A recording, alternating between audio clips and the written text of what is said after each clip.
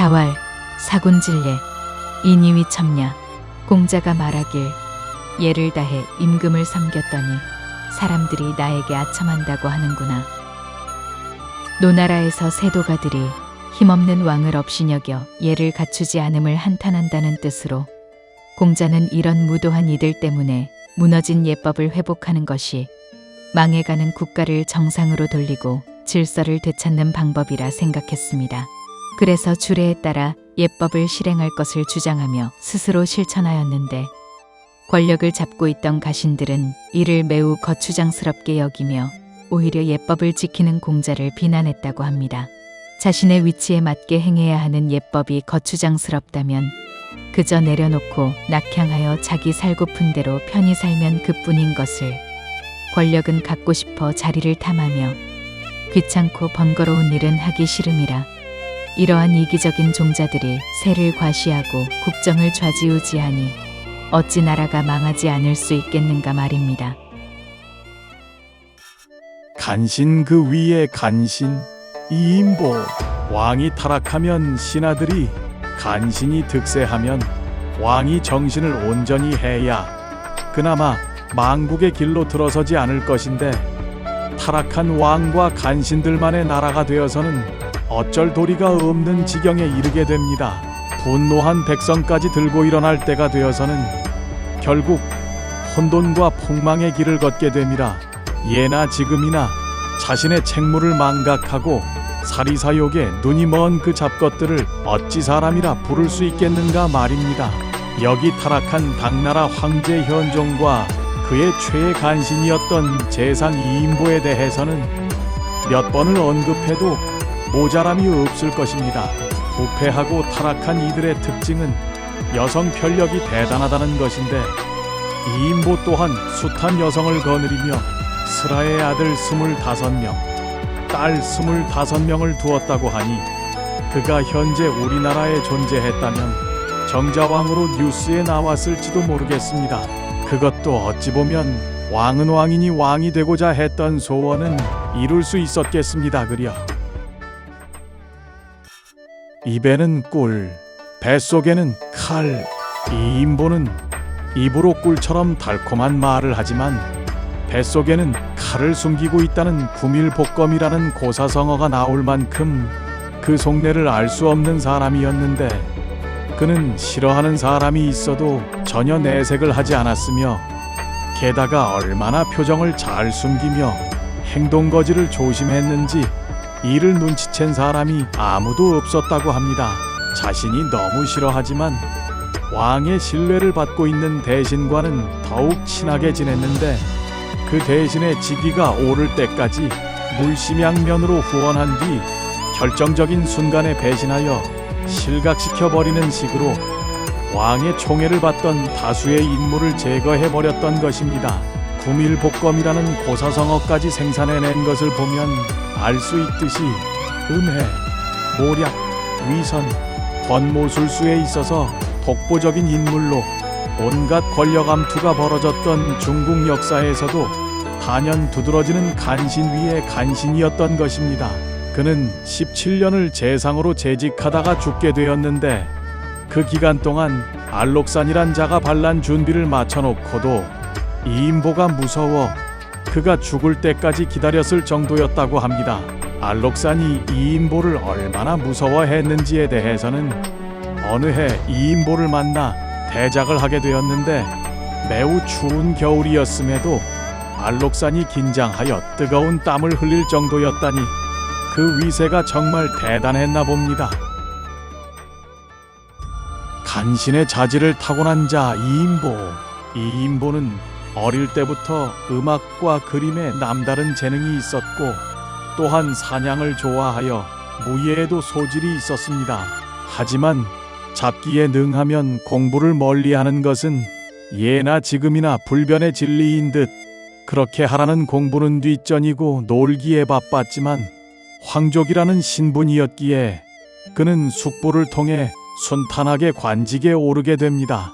이때 벌써 간신이면 갖추어야 할 필수 능력을 이미 모두 갖추고 있었는데 사람 좋은 얼굴로 성격이 둥글둥글함을 연기하여 대면하는 모든 사람들에게 온화한 태도를 보였다고 합니다.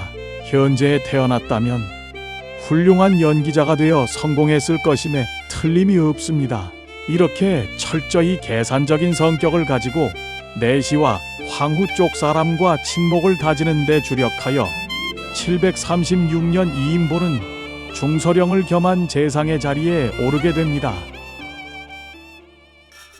눈과 귀는 그저 장식품이 되어버린 현종. 뇌마저 이인보에게 맡기게 되는데 이인보가 재상이 된 뒤로는 더 이상 황제에게 간언하는 이가 없어졌다고 합니다. 이런 상황을 만든 계기가 된 것이 주자량의 상소였는데 737년 충직했던 감찰사 주자량이 이인보가 재상의 그릇이 못 된다는 상소를 올리게 됩니다. 하지만 이인보를 전적으로 신뢰하던 현종에게는 주자량의 올곧은 상소가 그저 시기와 질투에 사로잡힌 음해로 보였고, 이에 분노한 현종은 주자량을 때려 죽이는 형벌을 내리게 됩니다. 뒤에 숨어서는 이인보가 먼저 손을 써 충신들을 음해하여 한직으로 보내거나 처형하였고, 앞에서는 왕이 그 어떤 충원에도 이인보의 편을 들어 죽음의 형벌을 내리니 그 어떤 이가 나서 간언을 하려 하겠습니까?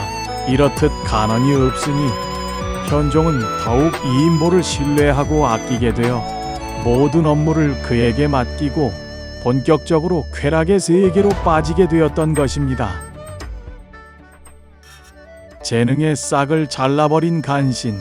현종이 그나마 정신이 멀쩡할 때에는 재주가 있는 인재를 새롭게 발탁하려고 많은 노력을 하였습니다. 하지만 이때 이인보는 재능 있는 자가 발탁되어 새로운 정적으로 떠오르게 될 것을 우려해 시험 문제를 아주 어렵게 출제하여 급제하는 자가 한 명도 나오지 않도록 하였다고 합니다. 이런 조작질로 급제자가 발생하지 않게 되니 이인보는 제야에는 현인이 없다며 홀로 축하하며 즐거워했다고 합니다. 물론 뒤로는 돈을 받고 관직을 주는 매관매직의 일도 꾸준히 하면서 말입니다. 또한 이인보의 집에는 언월당이라는 서재가 있었는데 그가 이 서재에 가끔씩 들어 무엇인가 골똘히 생각하고 나올 때면 반드시 조정에 피바람이 불었는데, 그로 인해 사람들은 그가 언월당에 언제 들어가고 나오는지에 대해 상당히 신경 써 살폈다고 합니다. 멀쩡한 사람도 화병으로 죽게 만드는 간신력. 어느 날 현종은 예전 충신이었던 엄정지의 행방을 물었습니다. 엄정지는 어디 있는가?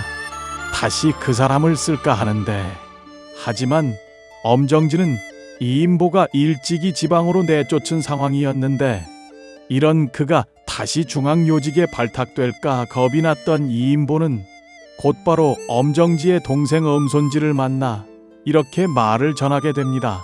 황제께서 그대의 형님을 다시 중용하려고 하시오.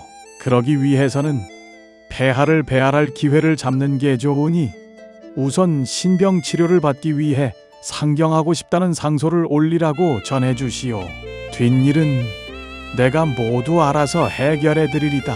이 말을 전해들은 엄정지는 몹시 기뻐하며 이인보가 시킨 대로 상소문을 올리게 됩니다. 하지만 상소문을 받은 현종에게 이인보가 말하길 아무래도 늙고 몸도 약해 중책은 어려우니 한가한 자리를 맡기시지요라고 간언했고, 이에 현종은 엄정지의 복직을 취소해버렸던 것입니다. 나중에야 이인보의 농간을 깨닫고 울분이 치밀어 오른 엄정지는 화병이 나서 죽고 맙니다. 꼼꼼하고 짜임새 있는 음해와 모략의 대가. 이인보가 권력을 잡는 과정에서 실행한 방법은 매우 정교하고 치밀했는데, 자신 외에 실권을 잡을 수 있는 모든 파벌을 철저하게 쪼개고 나누어 서로 이전투구하게 만들었으며, 그 사이에서 유일하게 중재를 도울 수 있는 존재로 남아 언제든 어떤 파벌과도 손을 잡고 또 끊을 수 있는 상태를 17년간 유지했다고 합니다. 이런 중재자의 역할을 독보적인 자리로 만들기 위해 여타 파벌들을 하나로 묶을 수 있는 거물급 관리들을 음해하여 좌천시키거나 때론 지방 태수로 임명해 쫓아내는 방식으로 자신의 자리를 유지하게 됩니다.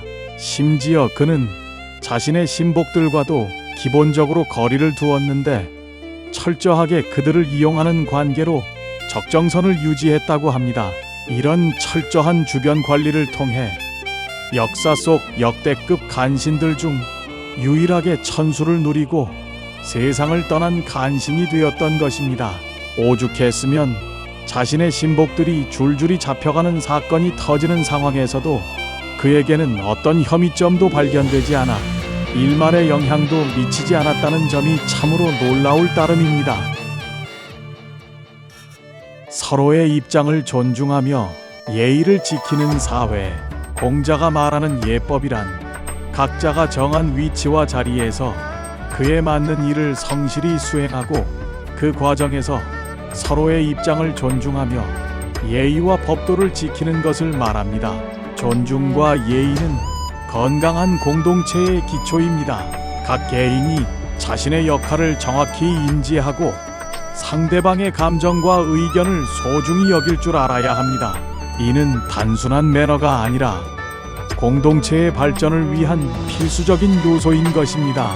이렇게 예의를 지키는 것은 사람 간의 신뢰를 쌓고 원활한 소통을 가능하게 합니다. 이런 환경이 조성되어야 사람들은 서로를 존중하게 되며 어떤 갈등 상황이 발생하더라도 대화와 이해를 통해 해결할 수 있는 여건이 마련되는 것입니다. 하지만 이런 소통과 대화는 고사하고 예의라고는 눈을 씻고 찾아도 보이지 않는 멍청하고 무식한 지도자와 썩어 빠진 부패한 정치인이 득세하는 나라의 국민은 극심한 고통을 겪게 되는 것입니다. 각자 목소리를 내어 부패와 불의에 맞서라. 개인의 권력을 유지하기 위해 나라를 망치는 이들은 역사적으로 심각한 피해를 끼쳐왔습니다. 이들은 자신의 이익을 위해 공공의 이익을 저버리고 단기적인 성과를 추구하며 국가의 기반을 약화시킵니다. 부패한 그들이 평소 입에 달고 사는 화려하지만 허황된 말과 허울뿐인 약속은 순진한 국민들의 마음을 현혹시켜 거짓된 감동을 만들어내지만 실제로는 국민을 자신의 권력을 강화하기 위한 수단으로만 생각하고 이용하는 것입니다. 부패한 지도자들은 국민의 목소리를 외면하고 부당한 정책을 시행하여 자신의 권력을 강화하려 합니다. 이 과정에서 국민은 불합리한 세금과 억압적인 법률로 인해 고통을 받으며 생계의 어려움에 시달리게 됩니다. 또한 사회적 갈등과 분열이 심화되어 서로를 믿지 못하게 되고 공동체의 결속력이 약해지게 되는 것입니다. 이런 현실을 극복하기 위해서는 국민이 각자의 목소리를 내어 불의에 맞서 싸우고 투명한 정치 과정을 요구하는 것이 필수적입니다. 우리 국민들이 힘을 모아 부패한 체제에 맞서 당당히 저항할 때 그 변화의 가능성이 열린다는 것을 명심하여야 할 것입니다.